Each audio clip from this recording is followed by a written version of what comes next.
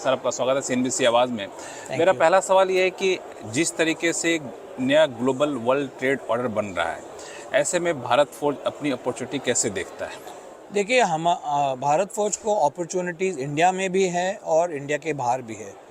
आप अगर देखें sector by sector, automotive sector India में काफ़ी ग्रो होने वाला है अगले 15-20 सालों में। एनर्जी सेक्टर बढ़ने वाला है, रेल सेक्टर बढ़ने वाला है, फिर डिफेंस सेक्टर बहुत ग्रो होने वाला है। तो अगर ये सेक्टर्स हम देखें तो सारे सेक्टर्स में इंडिया और इंडिया के बाहर ग्रोथ अपॉर्चुनिटीज़ बहुत ज़्यादा है। तो ये सब अपॉर्चुनिटीज़ मिला के हमें कॉन्फिडेंस है कि भारत फौज की ग्रोथ बहुत तेज़ी से बढ़ेगी। किस वर्टिकल में आप ज़्यादा ग्रोथ देख रहे हैं? क्योंकि दो चीज़ें हैं, एक तो जो सस्टेनेबल एनर्जी की बात चल रही है, यूरोप में ख़ास तौर से सीबैम की बात चल रही है, तो आप लोग का फोकस कहाँ पे है?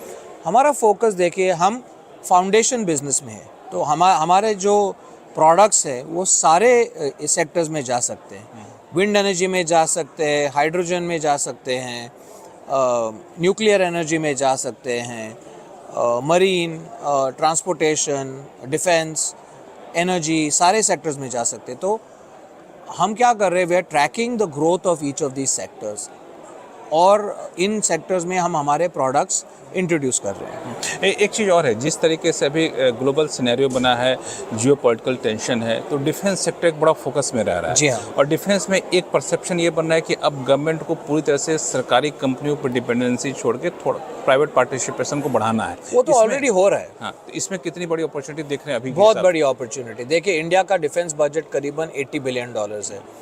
ये पूरा एक्विजिशन बजट तो नहीं है, इसमें रेवेन्यू आइटम्स है, कैपिटल आइटम्स है, सस्टेनेंस आइटम्स है, सैलरीज हैं, बहुत कुछ चीज़ें हैं। लेकिन अगर आप देखें तो अभी यूरोप में भी डिफेंस पे बहुत ज़ोर दिया जा रहा है, क्योंकि जिस तरीके से अमेरिका ने उनके पॉलिसीज़ बनाए कि अमेरिका फर्स्ट, और आपका देखो तो यूरोप में भी हमको सप्लाई करने की काफ़ी अपॉर्चुनिटीज़ हैं। यूरोप में एक बड़ा कंसर्न है जिसको लेके गवर्नमेंट टू गवर्नमेंट नेगोशिएशन भी हो रहा है, वो है सीबैम को लेके, जो नेक्स्ट ईयर जनवरी से पूरी तरह से लागू होगा। ये कंसर्न है या फिर चैलेंजेस है?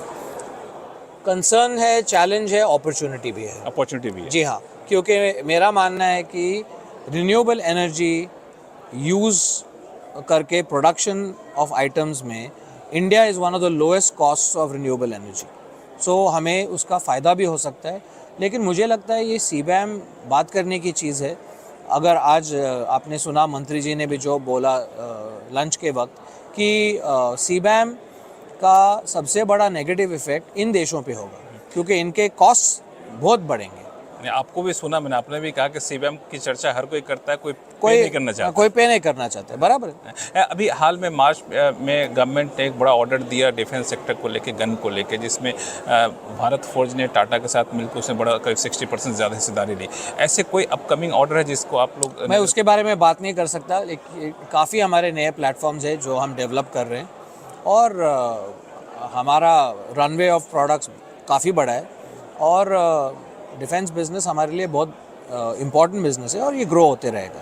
बहुत बहुत शुक्रिया हमसे बातचीत करने के लिए। तो ये थे अमित करानी साहब, भारत फौज के, जिनका कहना है कि जिस तरीके से नए ग्लोबल वर्ल्ड ऑर्डर बन रहा है उसमें एक बड़ी अपॉर्चुनिटी है और हर वर्टिकल में ये ग्रोथ देख रहे हैं। लक्ष्मण राय, स्वीडन।